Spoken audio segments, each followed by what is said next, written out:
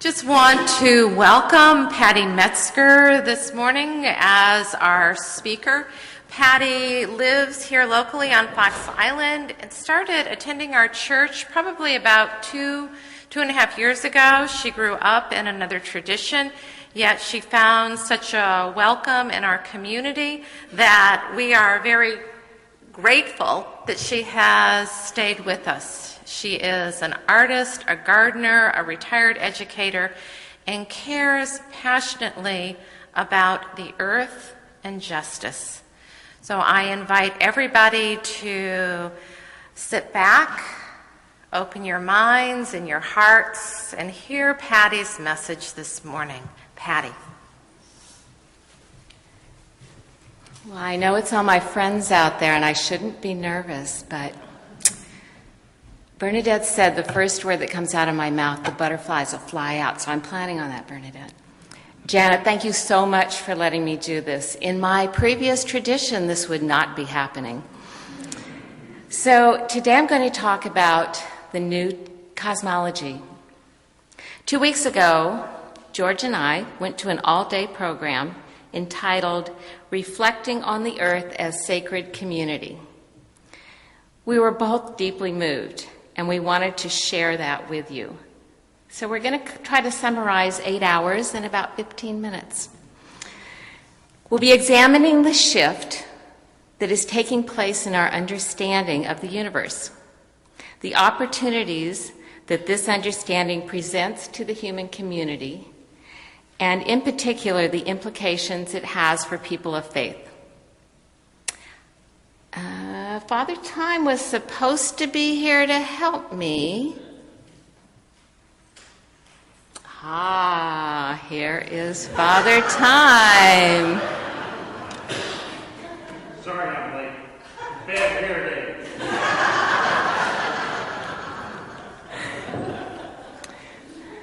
Father Time thinks he has all the time in the world, so we'll just let him get set up.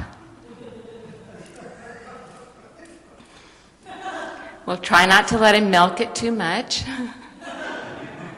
If you can't see, move closer.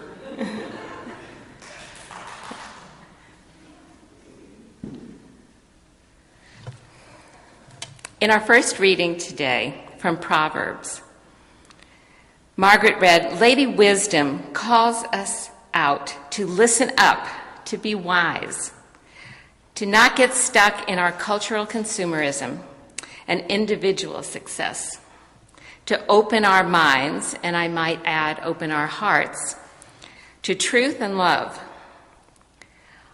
We're hoping that you will open your mind today and your heart to this new understanding of the universe that I'm going to talk about. Our second reading from Corinthians reaffirms love never dies. And we all know that God is love, and love is God. We might not see all things clearly now, but we will eventually arrive at complete understanding. Today we're going to look at the universe in its evolutionary process of becoming completely united in love. So where are we today? This beginning part of the talk is the depressing part. I would suggest that our present worldview is not viable. Our relationship with the natural world is destroying the earth. Since 2007, humans have used up more resources than the earth can produce. We passed the tipping point for global warming. Father Time has this first poster of the population of marine birds, which has dropped 30% since 1995. The population of big fish has dropped 90% since 1950. And I think Father Time is showing us freshwater fish, which have dropped 50% since 1987.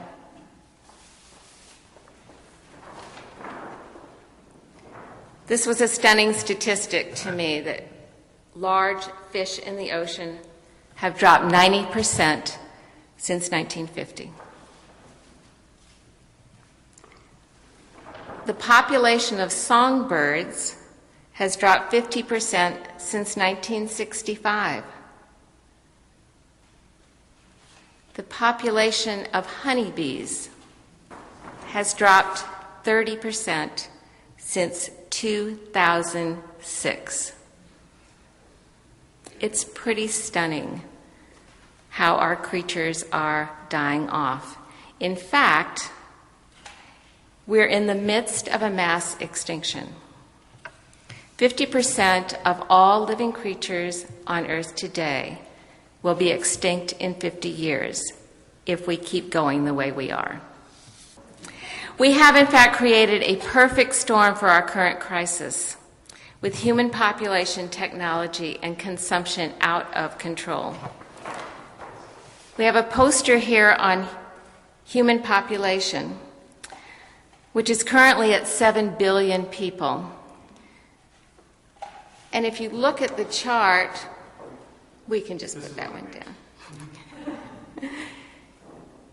If you look at the chart or the graph of human population, if we had made the chart much wider, it would have been very flat over on the left side. Human population really didn't change much until the 20th century, and then it started a geometric progression up. So it is pretty out of control. Human technology today allows whole mountains to be removed. It allows fracking to extract natural gas while profoundly polluting our water system and tables. It allows industrial agriculture to introduce genetically modified organisms into our food web, and we don't even know it's there. It allows monocultures to deplete our soils. The list goes on, and we all know that. And our habits of consumerism and our economy that is based on that consumerism is quickly using up all of our resources. Okay, so if we believe that a good and loving God created us, how on earth did we get here? So now what we're going to talk about is cosmology. So what's cosmology mean? They're from Greek words cosmos, meaning world, and logos, meaning word or concept. So cosmology is our concept or understanding of the universe. Cosmology comes from our observation and is primarily the way that a culture tells itself about the nature of the universe and how humans are in it. Our theology, or our study of God, or understanding of God, comes directly from our cosmology. I would propose that we are suffering a crisis of cosmology. But let's look at a bit of history of our cosmology in the Western world. 2,000 years ago, Ptolemy described the Earth as a stable, unmoving body at the center of the universe. This translated into a theology of God, with God as transcendent, or far above us, up there someplace in heaven. Creation was hierarchical. Man was placed here. We came directly from God. We are at the center of the universe, and of course, the apple of God's eye. We're here on earth temporarily and long to leave earth and return to God, who is out there someplace in heaven. And truly, this Greek notion of cosmology is what many of us sitting here grew up with. 470 years ago, Copernicus concluded from his observations of the sky that the Earth was in fact not flat, not sitting still. It's a round sphere, and it's rotating around the sun with the other planets. We are not the center. Since this notion would have thrown Christianity theology into chaos, Copernicus thought, I might get a call from the church. So he kept quiet. But 70 years later, Galileo looked through his telescope and saw the moons moving around Jupiter. Did anybody see the moons moving around Jupiter through Dwight's telescope a couple of weeks ago at our retreat? That's pretty amazing. Well, you can't make up those moons. They are there. So Galileo published his understanding of the solar system. Theology kind of stayed stuck, though. Really didn't change. 325 years ago, Newton used the language of mathematics to describe predictable nature of the universe.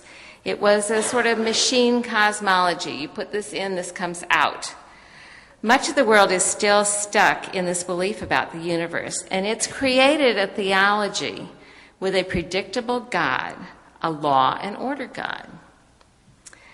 A God who says that if you believe in me and you keep the rules, you'll be saved and you'll go to heaven. This has fostered a real sense among mankind that we are all very separate selves, out for our own salvation. About 100 years ago, based on his equation equals mc squared, Einstein explained the universe using relativity and quantum physics. This theory states that all things are energy and matter, depending on how they're observed. There is neither absolute space or absolute time. There is space-time. We frankly have a lot of trouble understanding this. This profoundly altered our cosmology, and it should have profoundly altered our theology. But we really didn't get it. We didn't understand it.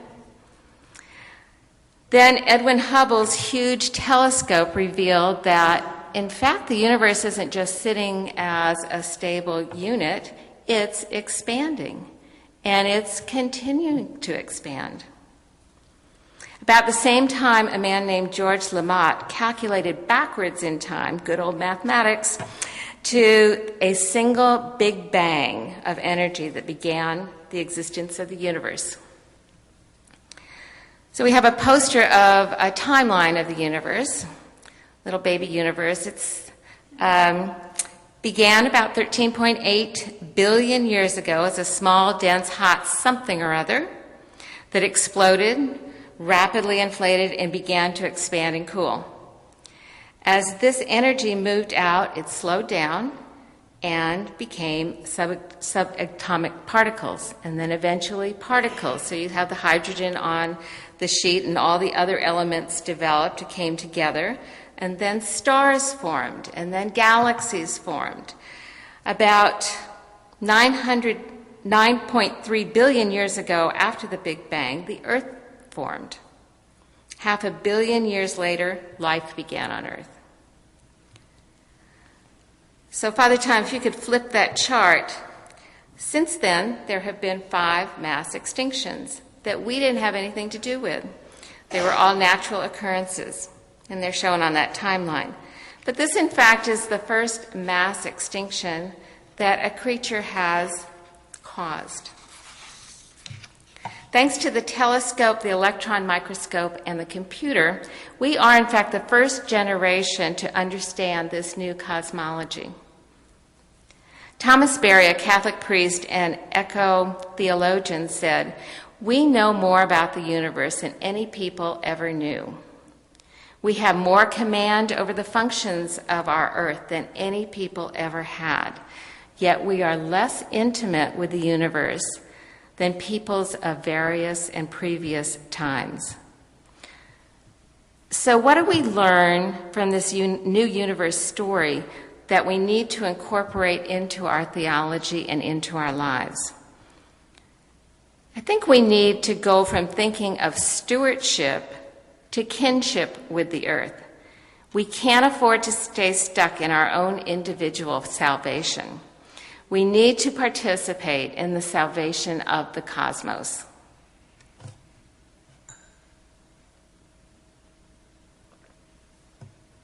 I just drank some water. Where'd it go? Well, it went into my stomach, but really, that water became part of me. My body is 70% water. So that water that was sitting in the glass will eventually be Patty Metzger. So what do we know from all this? We are in the universe, and the universe is in us. We are children of the stars. We are intimately connected with one another and with all of Mother Earth. Here's a scary thing that we know. Earth is a one-time endowment subject to irreversible damage. God has created a constantly changing and creative universe. God is love, not some person out there, but an energy right here, in fact, infused in the universe. In fact, that's a new way of looking and insight into what incarnation means. We need a massive change in human consciousness to align with our new cosmology. We're truly at a Pentecostal moment.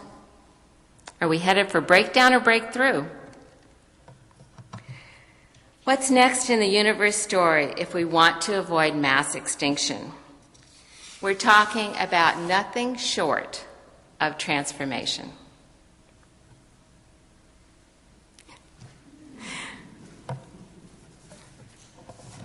While Father Time brings our transformation reminder over, puts it on the easel, I wanted to read a quote from Albert Einstein.